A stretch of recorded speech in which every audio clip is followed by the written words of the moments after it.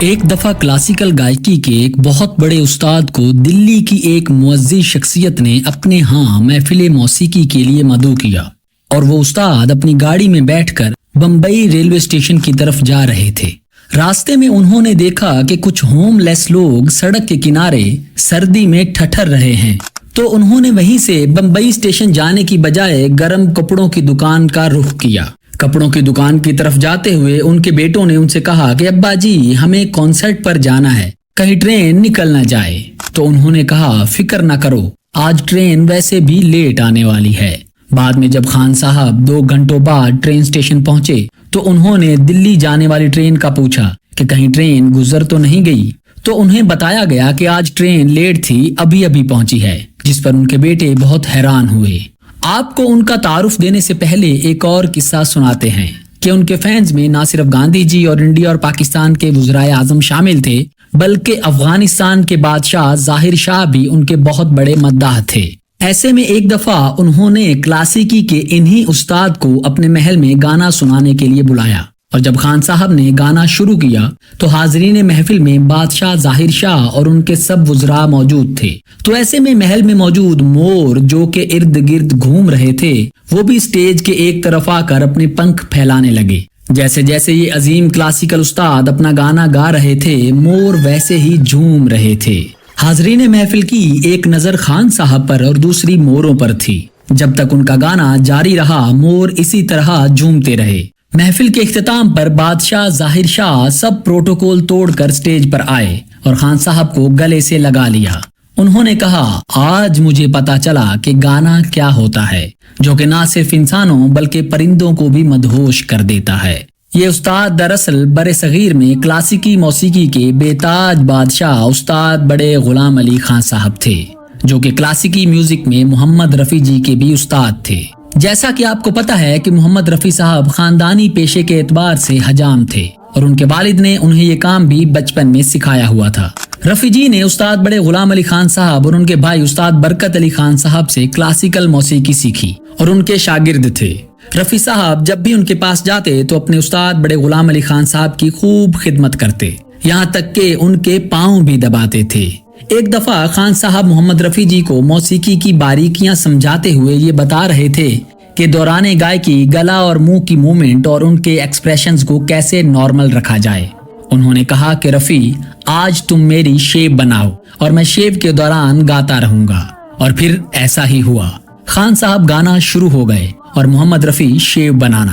جب رفیع جی ان کی شیپ بنا چکے تو انہوں نے رفیع جی کو بتایا کہ دیکھو میں نے گانا گاتے ہوئے اپنے آپ کو کیسے ساکن رکھا ہے، لیکن اگر میں دوران شیپ گاتے ہوئے ہلتا رہتا تو میرے منہ پر ابھی زخموں کے کئی نشان ہوتے۔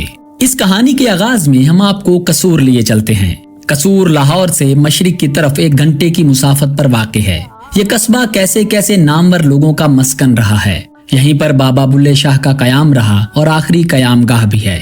کہتے ہیں قصور کی مٹی میں خوشبو اور فضاؤں میں نغمگی گھلی ہوئی ہے، اسی لیے تو یہاں استاد غلام علی خان، استاد برکت علی خان اور ملکہ ترنم نور جہان جیسے فنکار پیدا ہوئے، جنہوں نے موسیقی کی دنیا کو باثروت بنا دیا۔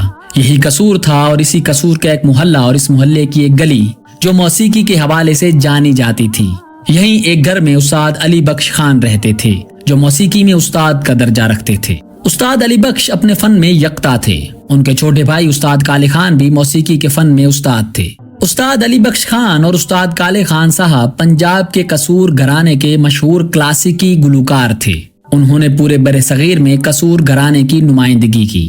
قصور گھرانہ پنجاب کے قدیم ترین موسیقی گھرانے میں سے ایک ہے۔ اس کی جڑ بابا فاضل پیرداد سے ہے، جو غزنی افغانستان سے ہجرت کر کے قصور برطانوی ہندوستان میں آباد ہوئے تھے۔ استاد علی بخش اور استاد کالے خان صاحب کے والد استاد عیدہ خان جوانی میں ہی انتقال کر گئے اور انہوں نے اپنے دادا بابا ارشاد خان سے موسیقی سیکھنا جاری رکھا، جو اس وقت کافی بوڑھے تھے اور قصور گھرانے کے مشہور گلوکار تھے۔ ارشاد خان صاحب کا انتقال ہو گیا اور اب استاد بڑے غلام علی خان کے والد علی بخش خان اور چچا استاد کالے خان کو موسیقی سکھانے والا کوئی نہیں تھا۔ پھر وہ پٹیالہ گھرانے کے استاد فتح علی خان کے شاگرد بن گئے اور یوں قصور گھرانہ پٹیالہ گھرانے میں ضم ہو گیا۔ اب ان کا گھرانہ قصور پٹیالہ گھرانہ بن گیا اور یہی ان کی پہچان بن گئی۔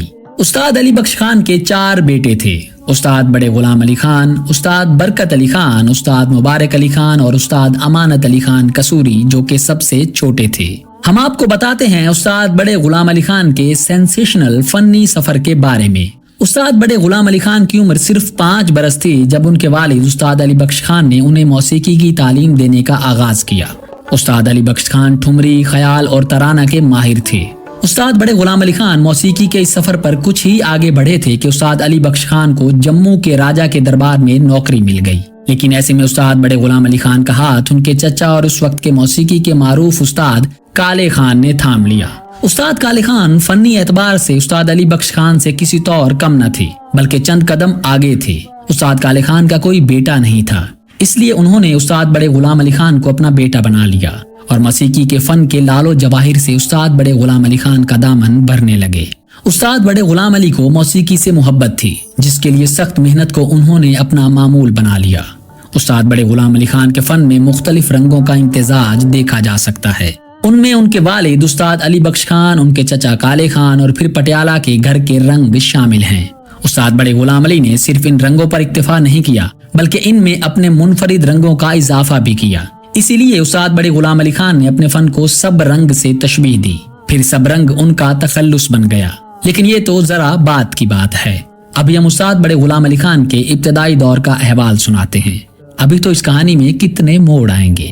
استاد کالے خان صاحب اپنے بھتیجے یعنی کہ استاد بڑے غلام علی خان سے، جن کو انہوں نے اپنا بیٹا بنا لیا، ان سے بہت محبت کرتے تھے۔ بچپن کی ایک بات ہے، جب استاد بڑے غلام علی خان نے گانا شروع کیا تو استاد کالے خان نے اپنے بڑے بھائی یعنی کہ استاد علی بخش خان کو یہ کہا کہ لالا، یہ ہمارا بچہ ایک دن بہت بڑا لال بنے گا، اور پھر ایسا ہی ہوا۔ استاد کالے خان صاحب 1920 میں انڈیا کے شہر کانپور میں وفات پا گئے۔ استاد بڑے غلام علی خان کی عمر 16 برس کی تھی جب ان کے چچا اور موسیقی میں ان کے استاد کالے خان وفات پا گئے تھے۔ اس وقت بڑے غلام علی خان کے والد استاد علی بخش قصور سے دور جموں میں تھے اور ان کی رہنمائی کرنے والا کوئی نہ تھا۔ تب استاد بڑے غلام علی خان کے دل میں اپنے باپ کا خیال آیا کہ کیوں نہ جموں جا کر اپنے والد کے پاس رہوں اور ان سے موسیقی سیکھوں۔ یہ سوچ کر اپنا سامان اٹھایا اور جموں کی راہ لی۔ سامان میں تھا ہی کیا، کپڑوں کے 2 جوڑے اور سرمنڈل۔ اس سرمنڈل کی کہانی بھی بڑی دلچسپ تھی۔ ایک روز وہ بازار میں گھوم رہے تھے کہ ایک کباڑی کی دکان سے ایک بربت نظر آیا۔ یہ موسیقی کا ایک روایتی ساز تھا۔ پوچھنے پر دکاندار نے اس کی قیمت 5 روپے بتائی، لیکن استاد بڑے غلام علی کے پاس اتنی رقم نہیں تھی۔ بڑے غلام علی خان نے بربت کو کئی بار اٹھایا اور پھر رکھ دیا۔ دکاندار نے ان کے شوق کو دیکھ کر کہا، تم یہ بربت لے جاؤ اور جب کبھی تمہارے پاس پیسے ہوں تو دے دینا۔ اس بربت کو استاد بڑے غلام علی خان نے سرمنڈل کا نام دیا اور پھر یہ ان کی عزیز ترین متاع بن گئی، جو آخر دم تک ان کے ہمراہ رہی۔ ہاں، تو ہم بات کر رہے تھے کہ چچا استاد کالے خان کی وفات کے بعد بڑے غلام علی خان نے جموں جانے کا فیصلہ کیا، جہاں ان کے والد استاد علی بخش راجہ کے دربار میں گویے تھے۔ جموں پہنچ کر بڑے غلام علی خان کو پتا چلا کہ ان کے والد نے وہاں دوسری شادی کر لی ہے۔ علی بخش خان نے اپنے بیٹے کو اپنے گھر رکھنے کی بجائے اپنی ایک شاگرد کے گھر بھیج دیا، جو استاد علی بخش خان سے موسیقی کی تربیت حاصل کرتی تھی۔ علی بخش خان کچھ وقت نکال کر اپنے بیٹے کو موسیقی کی تربیت دینے کے لیے آتے تھے۔ یوں بڑے غلام علی خان کی موسیقی کی تربیت کا سلسلہ جاری رہا۔ استاد علی بخش خان اپنے بیٹے کی موسیقی کے ساتھ لگن اور مسلسل ریاضت سے بہت خوش تھے۔ انہوں نے اپنے بیٹے کو کچھ نئے رموز سکھائے، جن میں 7 سروں کو اوپر سے نیچے اور نیچے سے اوپر گانا شامل تھا۔ اس کو موسیقی کی زبان میں پلٹا کہتے ہیں۔ اب استاد علی بخش خان اپنے بیٹے کی تربیت سے مطمئن تھے اور انہیں یقین تھا کہ وہ ایک دن اپنے گھرانے کا نام روشن کرے گا۔ پھر وہ دن آیا جب استاد علی بخش خان اپنے بیٹے کو لے کر لکھنؤ گئے۔ اس وقت بڑے غلام علی خان کی عمر 20 برس تھی۔ والد کے ہمراہ جب بڑے غلام علی خان نے اپنے فن کا مظاہرہ کیا تو موسیقی سے تعلق رکھنے والے لوگ چونک اٹھے۔ اس دورے نے بڑے غلام علی خان کے سامنے امکانات کے نئے دریچے کھول دیے تھے۔ واپس لاہور آ کر وہ ایک نئے جوش و جذبے سے موسیقی کے فن کے نئے افق تلاش کرنے لگے۔ وہ بھی کیا دن تھے جب بڑے غلام علی خان رات کے وقت دریائے راوی کے کنارے ریاض کرتے۔ چاند کی ٹھنڈی روشنی اور بہتے پانیوں کے ساتھ موسیقی کی تانیں بکھرنے لگتی۔ یہ ریاض سورج کے طلوع ہونے تک جاری رہتا۔ یہی وہ محنت ہے جس کی بدولت سر ان کے سامنے ہاتھ باندھے کھڑے ہوتے تھے۔ اب ان کے نام کے ساتھ استاد کا اضافہ ہو گیا تھا۔ چونکہ ایک اور موسیقار کا نام چھوٹے غلام علی خان تھا، اس لیے انہیں بڑے غلام علی خان کے نام سے پکارا جانے لگا۔ तब एक रोज उन्हें लाहौर की एक मारूफ मुगन्निया गुलजार बाई का पैगाम मिला कि वो उनसे मिलना चाहती है। ये उस्ताद बड़े गुलाम अली की जवानी का दौर था। वो गुलजार बाई से मिले तो उन्हें यूं लगा कि उनकी दुनिया अब तक अधूरी थी। ये उनकी जिंदगी के यादगार दिन थे। वो सुरमंडल पर साज छेड़ते और गुलजार बाई अपनी मधुर आवाज में गाती तो यूं लगता कि वक्त थम गया है। ये ख्वाब जैसा दौर था, लेकिन कहते हैं कि हर ख्वाब का इख्तिताम होता है। सब कुछ ठीक था कि अचानक गुलजार बाई के घर एक मेहमान आया और गुलजार बाई की तवज्जो का मरकज बन गया। उस्ताद बड़े गुलाम अली खान को यूं नजरअंदाज किया जाना पसंद न आया। उनका दिल लाहौर से उठ गया। वो अब गुलजार बाई से बहुत दूर जाना चाहते थे। उन्होंने सुरमंडल उठाया और सीधे रेलवे स्टेशन पहुंचे। उन्हें मालूम नहीं था कि उन्हें कहाँ जाना है। बंबई जाने वाली ट्रेन तैयार थी। उन्होंने टिकट लिया और ट्रेन में बैठ गए। ट्रेन तेज रफ्तारी से अपनी मंजिल की तरफ रवां दवां थी, लेकिन उस्ताद बड़े गुलाम अली को अपनी मंजिल का पता नहीं था। आखिरकार बंबई का स्टेशन आ गया। वो अपने सुरमंडल के हमराह बंबई के रेलवे स्टेशन पर उतरे। स्टेशन पर लोगों की भीड़ थी, लेकिन वो हजूम में तन्हा खड़े थे। तब अचानक उनके जहन में गंगा बाई का ख्याल आया, जो बंबई की मारूफ गायिका थी। गंगा बाई ने खुशदिली से उनका इस्तकबाल किया। उस्ताद गुलाम अली खान की सादा तबीयत और फनी मौसीकी पर गिरफ्त ने गंगा बाई को उनकी शख्सियत का असीर बना दिया। गंगा बाई की बंबई शहर के रईसों के हलके में रसाई थी। इसकी बदौलत उस्ताद बड़े गुलाम अली खान ने भी मुख्तलिफ महफिलों में अपने फन का मुजाहिरा किया। लोग उनकी तख्लीक करदा तानों और पुरतासीर आवाज सुनकर दम बखुद रह गए। उस्ताद बड़े गुलाम अली खान के असलूब में एक ताजगी थी जो उनकी गायकी को मुनफरिद और मुमताज बनाती थी। चंद महीनों में उस्ताद बड़े गुलाम अली बंबई में मौसीकी के उफक पर जगमगाने लगे। तब एक दिन एक अजीब वाकया हुआ। वही गुलजार बाई जिसने एक दिन उस्ताद बड़े गुलाम अली खान को नजरअंदाज किया था, अब उनसे मिलने लाहौर से बंबई आ गई थी।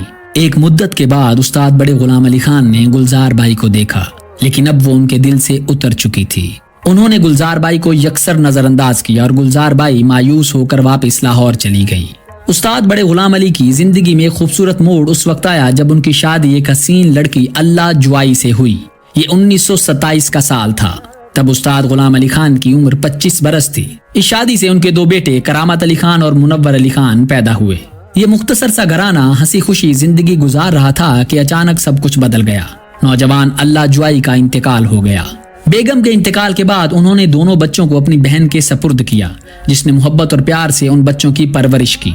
बच्चों की तरफ से मुतमईन होकर फिर से मौसीकी की दुनिया में वापस आ गए। अब उनकी शोहरत इतनी बढ़ चुकी थी कि दूरों नजदीक से उन्हें दावतें मौसूल हो रही थी। उनके बेटों की बात की जाए तो उस्ताद मुनव्वर अली खान और उस्ताद करामत अली खान साहब ने भी अपने घराने का नाम रोशन किया, और आगे उनके बच्चे भी, जिसमें उस्ताद जवाद अली खान, उस्ताद नकी अली खान और उस्ताद रजा अली खान साहब शामिल हैं। इन्होंने आज भी अपने आला फन के साथ अपने बुजुर्गों की रिवायत को कायम रखा हुआ है। दोस्तों, फिर 1947 का साल आ गया जब हिंदुस्तान की तकसीम हो गई और लाहौर में बसने वाले हिंदुओं और सिखों की एक कसीर तादाद सरहद के पार चली गई। पहली बीवी की वफात के बाद उस्ताद बड़े गुलाम अली खान के बच्चों की परवरिश उनकी बहन कर रही थी। कुछ अरसे बाद उन्होंने खातून अल्लाह रखी से शादी कर ली। अल्लाह रखी ने आखिर दम तक उस्ताद बड़े गुलाम अली खान की खिदमत की और उनके मुश्किल वक्त में उनका साथ दिया। उस्ताद बड़े गुलाम अली को अहम तकरीबात में गायकी की दावत दी जाती थी।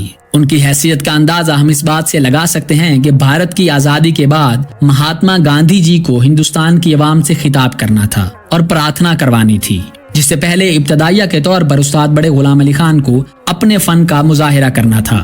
लेकिन बंबई की भारी ट्रैफिक में वो फंस कर रह गए थे। एक तरफ इतनी बड़ी तकरीब और दूसरी तरफ बंबई की हैवी ट्रैफिक। इस बात को लेकर उस्ताद बड़े गुलाम अली खान साहब बहुत परेशान थे।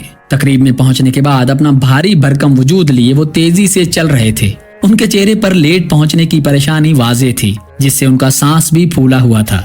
गांधी जी ने यह मंजर देखा और जब वो गांधी जी के पास पहुंचे तो गांधी जी उनसे मुखातिब होकर बोले, अरे भाई, मेरे अंदर इतनी सकत नहीं है कि मैं आप जैसे भारी भरकम आदमी से लड़ाई करूं, लिहाजा हौसला रखिए। ये बात सुनते ही उस्ताद बड़े गुलाम अली खान साहब मुतमईन हो गए और उनकी परेशानी भी दूर हो गई। इसके बाद उन्होंने कुछ इस अंदाज से भजन गाया कि उनकी परफॉर्मेंस को गांधी जी ने भी झूम कर एंजॉय किया था। यहाँ से अंदाजा लगाया जा सकता है कि वो कितनी अहमियत के हामिल थे, जिनका इंतजार गांधी जी भी किया करते थे। लेकिन पाकिस्तान में एक खड़ूस अफसर ने उनकी शदीद नाकदरी की। उस्ताद बड़े गुलाम अली खान रेडियो पर भी अपने फन का मुजाहिरा करते। उन दिनों रेडियो पाकिस्तान के करता धरता ZA बुखारी थे। ये वो जमाना था जब रेडियो के क्लासिकल मौसीकी के प्रोग्राम तवातुर से होते थे। کہتے ہیں کسی بات پر زیڈ اے بخاری اور استاد بڑے غلام علی خان میں اختلاف ہو گیا، اور اختلاف یوں ہوا کہ بڑے غلام علی خان صاحب پاکستان کے ابتدائی دنوں میں جب بھی کبھی انڈیا پرفارم کرنے جاتے تھے تو وہاں بھی ان کے کافی مداح تھے۔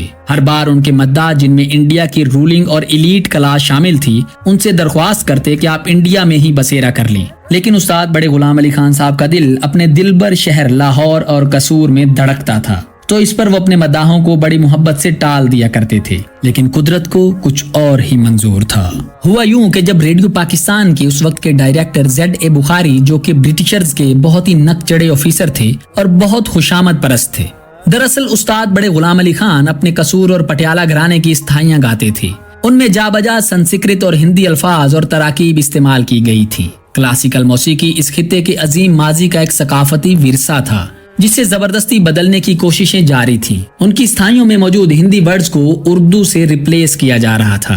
یہ چیز استاد بڑے غلام علی خان صاحب کی وراثت کو خراب کر رہی تھی۔ استاد بڑے غلام علی خان اپنی چھڑی کے ساتھ ان کے کمرے کی چک اٹھا کر بلا اجازت داخل ہو گئے، جس پر زیڈ بخاری، جو کہ کسی طور پر بھی اپنے آپ کو کسی لارڈ صاحب سے کم نہیں سمجھتے تھے، تل ملا اٹھے اور غصے میں استاد بڑے غلام علی خان سے پوچھنے لگے کہ آپ کس کی اجازت سے میرے کمرے میں داخل ہوئے ہیں، جس پر استاد بڑے غلام علی صاحب نے انہیں جواب دیا کہ آپ جیسے بی اے پاس اس ملک میں کئی سارے ہیں، لیکن غلام علی خان ایک ہی ہے۔ جب انہوں نے پاکستان چھوڑنے کا اٹل فیصلہ کر لیا، اس کے بعد وہ بحری جہاز میں کراچی سے بمبئی چلے آئے، جہاں ان کا استقبال رتن ٹاٹا اور بھارت کے ایلیٹ کلاس لوگوں نے کیا۔ بھارت کی بڑی شخصیات نے انہیں بہت عزت اور احترام دیا، جو کہ پاکستان کی صورتحال کے یکسر برعکس تھا۔ بڑے غلام علی صاحب کے فن سے متاثر ہو کر بھارت کے وزیر اعظم جواہر لال نہرو بھی ان کی بہت عزت کرتے تھے۔ جب نہرو کسی محفل میں ہوتے اور وہاں استاد بڑے غلام علی خان صاحب آ جاتے تو نہرو ان کے ادب میں کھڑے ہو جاتے تھے۔ استاد بڑے غلام علی خان کو بمبئی کے اس وقت کے وزیر اعلیٰ مورارجی دیسائی کی مدد سے ہندوستانی شہریت دی گئی۔ دیسائی نے بڑے غلام علی صاحب کو بمبئی منتقل کرنے میں بھی سہولت فراہم کی اور انہیں مالابار ہل میں ایک بنگلہ فراہم کیا۔ استاد بڑے غلام علی خان فن کا ایک ایسا دریا تھے جس سے اس وقت کے موسیقاروں نے استفادہ کیا، جن میں نوشاد، مدن موہن اور شنکر جے کشن شامل تھے۔ انہی دنوں کے آصف اپنی شہرہ آفاق فلم مغل اعظم بنانے میں مصروف تھے۔ فلم کے موسیقار نوشاد تھے۔ اس فلم میں 12 گیت تھے جو سب کے سب مقبول ہوئے۔ فلم کی سچویشن کے مطابق تان سین کے کردار کے 2 گیت تھے کہ آصف کی نگاہ انتخاب استاد بڑے غلام علی خان پر جا ٹھہری، لیکن سب کو معلوم تھا کہ استاد بڑے غلام علی خان فلموں میں گانے کو معیوب سمجھتے ہیں۔ جب کہ آصف نوشاد کے ہمراہ استاد بڑے غلام علی خان کے گھر پہنچے اور اپنا مدعا بیان کیا تو بڑے غلام علی خان نے کہا کہ میں ایک گیت کے 25,000 روپے لوں گا۔ اس زمانے میں معروف گلوکارہ لتا جی اور رفیع جی کا معاوضہ بھی 500 روپے سے 1,000 روپے تک کا تھا۔ استاد بڑے غلام علی خان کا خیال تھا کہ 25,000 کی رقم سن کر کے آصف واپس لوٹ جائے گا اور ان کی جان چھوٹ جائے گی، لیکن اس وقت ان کی حیرت کی حد نہ رہی جبکہ آصف نے جھٹ سے کہا، خان صاحب مجھے منظور ہے، آپ اس فلم میں 2 گیت گائیں گے جن کا معاوضہ 50,000 روپے ہوگا۔ 1960 میں یہ ایک بہت بڑی رقم تھی۔ استاد بڑے غلام علی خان نے مغل اعظم میں 2 گیت گائے جو فن کی تاریخ میں امر ہو گئے۔ استاد بڑے غلام علی کی زندگی کا محور موسیقی تھا۔ جب وہ سرمنڈل پر بیٹھتے تو انہیں ارد گرد کا ہوش نہ رہتا۔ عظیم استاد بڑے غلام علی خان کہا کرتے تھے، میرے لیے موسیقی میری خوراک سے زیادہ اہم ہے، یہ میری واحد زندگی ہے اور میں اس کے بغیر نہیں رہ سکتا۔ میں موسیقی کے بغیر جینے سے زیادہ اپنے ہونٹوں پر گانا لے کر مرنا پسند کروں گا۔ ایک وقت ایسا تھا کہ بڑے غلام علی صاحب کے گال پر رسولی ہو گئی تھی۔ وہ کافی اس بارے میں پریشان تھے۔ پھر ڈاکٹرز نے کہا کہ فکر کرنے کی کوئی بات نہیں ہے۔ خان صاحب کی رسولی کی پھر سرجری ہوئی۔ ڈاکٹرز نے ان کو منع کیا تھا کہ جب تک آپ کا زخم بھر نہیں جاتا آپ نے گانا نہیں ہے، لیکن بڑے خان صاحب کو یہ تھا کہ سرجری سے کہیں ان کی آواز تو خراب نہیں ہو گئی۔ یہ چیک کرنے کے لیے انہوں نے آواز لگائی، لیکن انہوں نے گایا۔ ڈاکٹرز کے منع کرنے کے باوجود وہ گاتے رہے، لیکن ماشاءاللہ سے ان کی آواز بالکل ٹھیک تھی۔ یہ انسیڈنٹ شو کرتا ہے کہ وہ اپنے میوزک اور آواز کی کتنی کیئر کرتے تھے اور وہ کتنے اس سے مانوس تھے۔ وہ اپنی گائیکی کی بہت سنبھال کرتے تھے۔ جب وہ بازار سے کبھی گزرتے جہاں پکوڑے بن رہے ہوتے تو تیل کے بننے والے دھوئیں سے اوائڈ کرنے کے لیے اپنے منہ پر رومال رکھ لیتے تھے تاکہ ان کے انہیل کرنے سے ان کا گلا خراب نہ ہو جائے۔ وہ اپنی خوراک کا خاص خیال رکھتے تھے۔ خان صاحب ہمیشہ دیسی گھی کا استعمال کرتے تھے۔ وہ اپنے کھانے ہمیشہ دیسی گھی میں ہی پکواتے تھے۔ خان صاحب چکن بہت شوق سے کھاتے تھے۔ اس کے علاوہ شامی کباب ان کو بہت پسند تھے، لیکن وہ ہمیشہ مناسب مقدار میں کھاتے تھے۔ پرانے وقتوں میں یہ مشہور تھا کہ جو گویا اپنا گانا ریکارڈ کروائے گا اسے موت آ جائے گی۔ یہ تصور اس لیے زور پکڑ گیا تھا کہ اتفاق سے اس زمانے میں بعض گویے اپنا سنگیت ریکارڈ کرانے کے بعد مر گئے تھے۔ تب یہ مشہور ہو گیا کہ جو گویا بھی سنگیت ریکارڈ کروائے گا اسے موت آ جائے گی، لہٰذا بڑے بڑے گویے ریکارڈنگ کروانے سے گریز کرتے رہے۔ جیسا کہ بیان کیا گیا ہے کہ سن 1902 میں گوہر جان پہلی مغنیہ تھی جنہوں نے اپنے گانے کی ریکارڈنگ کروائی تھی۔ گوہر جان استاد بڑے غلام علی خان کے چچا استاد کالے خان کی شاگرد تھیں۔ استاد بڑے غلام علی خان نے اس خیال کو باطل قرار دیتے ہوئے نوجوانی میں ریکارڈنگز شروع کی اور بہت سارا سنگیت ریکارڈ کروایا۔ استاد بڑے غلام علی خان ایک روشن خیال استاد تھے جنہوں نے کلاسیکی موسیقی کو عام اور خاص لوگوں میں یوں متعارف کروایا جیسے یہ بھی پاپولر میوزک ہو۔ بڑے خان صاحب نے 20 راگ 3 منٹ کے ریکارڈ کروائے جنہیں گاتے ہوئے ان کے ہم عصر گویے صبح سے شام کر دیا کرتے تھے۔ اگر ہم موسیقی کی تاریخ پر نظر ڈالیں تو ہمیں یہ 3 کردار نہایت اہم دکھائی دیتے ہیں، جن میں سب سے پہلے میاں تان سین ہیں، اس کے بعد حضرت امیر خسرو جنہوں نے راگ اور ساز ایجاد کیے، اور پھر کلاسیکی اور نیم کلاسیکی گانے کو پہچان دینے والے استاد بڑے غلام علی خان۔ شام 84 گھرانے کے استاد نزاکت سلامت ہوں یا پٹیالہ گھرانے کے امانت علی فتح علی، سب نے ان کے رنگ سے رنگ ملائے۔ استاد جی کا تخلص سب رنگ تھا اور ان کا سنگیت واقعی سب سے جدا تھا۔ ان کے سنگیت میں ہر رنگ تھا۔ دنیائے سنگیت کے بڑے بڑے گویے، کوہنا مشک سازندے، موسیقار اور فلمی دنیا کے گلوکار سب براہ راست اور بالواسطہ بڑے خان صاحب کے شاگرد ہوئے۔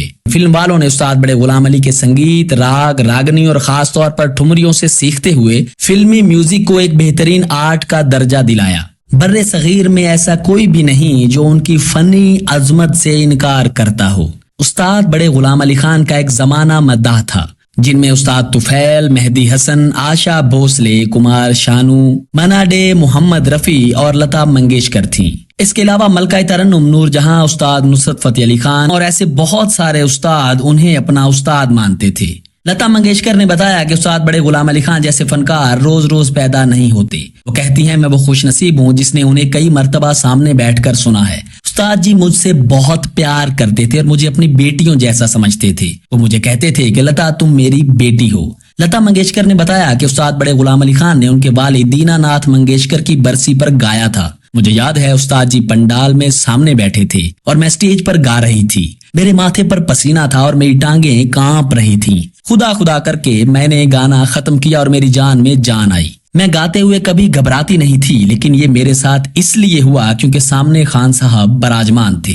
1962 میں خان صاحب کی فنی خدمات کے عوض انہیں بھارت کا اعلیٰ سول ایوارڈ پدم بھوشن دیا گیا۔ 1964 میں کولکتہ کی ایک یونیورسٹی سے انہیں ڈاکٹریٹ کی اعزازی ڈگری دی گئی۔ وہ ایک دعوت پر حیدرآباد گئے تھے کہ ان پر فالج کا حملہ ہوا اور وہ 23 اپریل 1968 کو اس جہان فانی سے رخصت ہو گئے۔ ان کی موت کے بعد ان کے نام سے بشیر باغ میں مین سٹریٹ کا نام استاد بڑے غلام علی خان کے نام پر رکھا گیا۔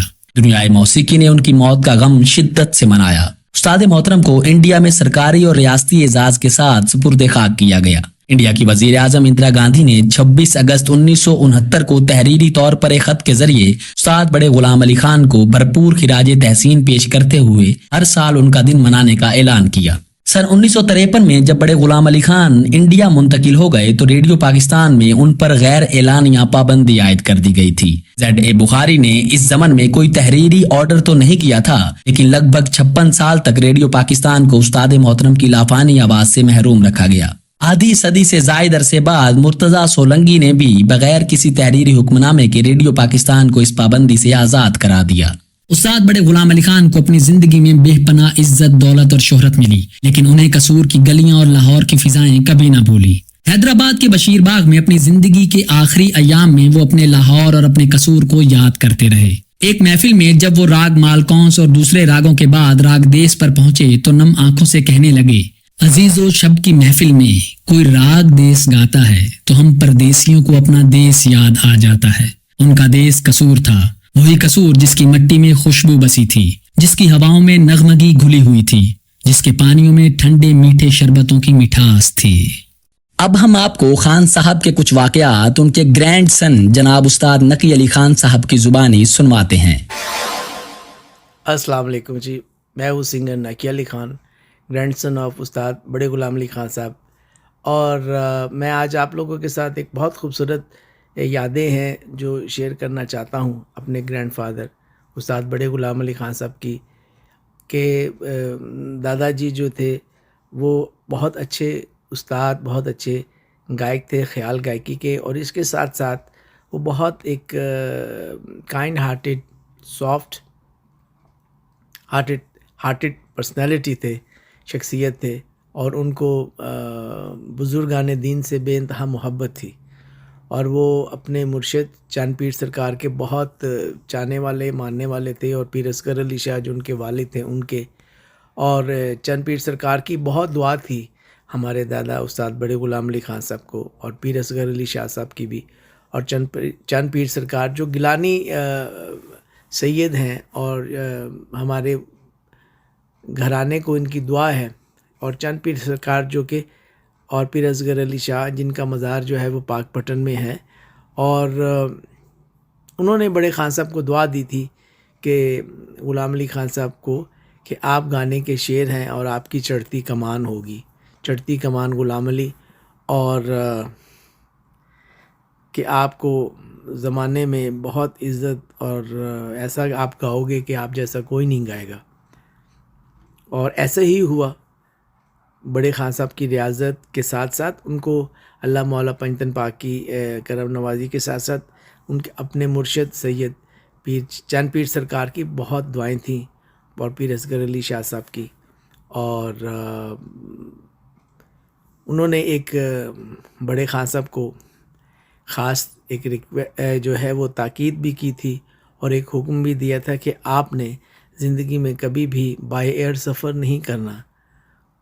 نہ معلوم یہ بزرگان دین کی باتیں انہیں کوئی معلوم ہے، یہ رمزیں وہی جانتے ہیں کہ ایسا انہوں نے کیوں کہا۔ بہرحال تو اس کی بہت ہمیشہ سے خان صاحب جی نے، بڑے خان صاحب بڑے غلام علی خان صاحب نے، میرے گرینڈ فادر نے اس بات کو ہمیشہ مانا اور نبھایا۔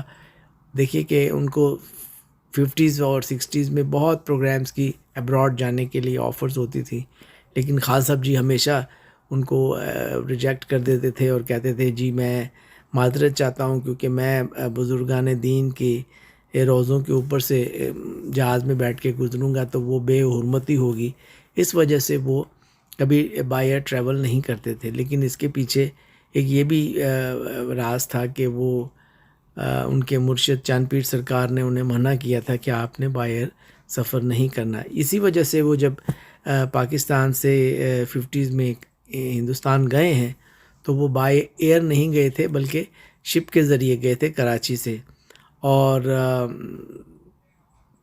اسی طرح ان کا یہ زندگی کا سفر جو ہے وہ موسیقی کے ساتھ ساتھ اسی طرح جاری رہا، بزرگان دین سے محبت کرتے ہوئے۔ اور بڑے خان صاحب کا فرمانا تھا کہ جو لوگ سر سے پیار کرتے ہیں، یہ ان کی سب سے بڑی نشانی ہے کہ وہ ظالم نہیں ہوتے، اور کسی کا برا نہیں کرتے، اور کسی کے لیے جو ہے وہ کسی طرح کی بھی کوئی مشکل پیدا نہیں کرتے۔ تو بڑے غلام علی خان صاحب فقط آرٹسٹ ہی بہت اچھے نہیں تھے، بہت اچھے انسان بھی تھے میرے گرینڈ فادر، بہت رحم دل اور بہت جینرس بھی تھے۔ ان کے اتنے واقعات ہیں کہ اب بندہ اگر بیان کرنے لگے تو وقت جو ہے وہ تھوڑا پڑے گا اس کے لیے۔ تو یہ ایک معلومات تھی جو میں آپ سے شیئر کرنا چاہتا تھا۔ اور دوسرا یہ کہ بڑے غلام علی خان صاحب 23 اپریل 1968 کو حیدرآباد دکن میں ان کا انتقال ہوا تھا، اور بہت وہاں پہ اس وقت ان کے جنازے کے ساتھ، فیونرل کے ساتھ کمنٹری ہوئی تھی، بہت لوگوں نے دکھ کیا، اور وہ ایسا ایک وقت تھا اور ایسی ایک سیڈ بات ہوئی جس کا کہ آج بھی ہمیں سوچ کر کے دکھ ہوتا ہے، لیکن جو دنیا میں آیا اس نے جانا بھی ہے۔ ان کا فن جو ہے وہ زندہ ہے، اور ان کے فن سے جو ہے ان کا نام ہمیشہ زندہ رہے گا۔ اور بڑے غلام علی خان صاحب نے فقط گایا ہی نہیں، اس گانے کو بہت خوبصورت بنایا، اور ہمارے گھر کو بزرگان دین کی بہت دعائیں ہیں، جیسے ہمارے گریٹ گرینڈ فادر بابا فاضل پیر داد جو غزنی افغانستان سے آئے تھے اور قصور میں سیٹل ہوئے تھے، اور ان کو بھی بابا بلے شاہ سرکار کی دعائیں تھیں۔ اسی طرح ہمارے بزرگوں کو بھی دعائیں ہیں اور دعائیں تھیں۔ اسی طرح مجھے میرے بابا جی سید مشکور حسین گیلانی سرکار جو شیخو شریف والے ہیں، وہ ہمارا مرشد خانہ ہے وہ سادات، اور ہمیں اس گھر کی دعائیں ہیں۔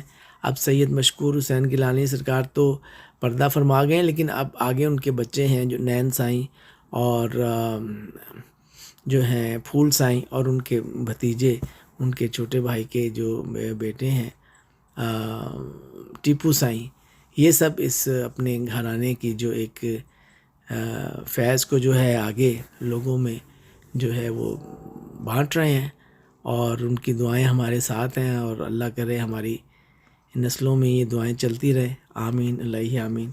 اور آپ لوگ خوش رہیں، مجھے امید ہے کہ آپ اس انفارمیشن سے مستفید ہوں گے۔ بہت شکریہ۔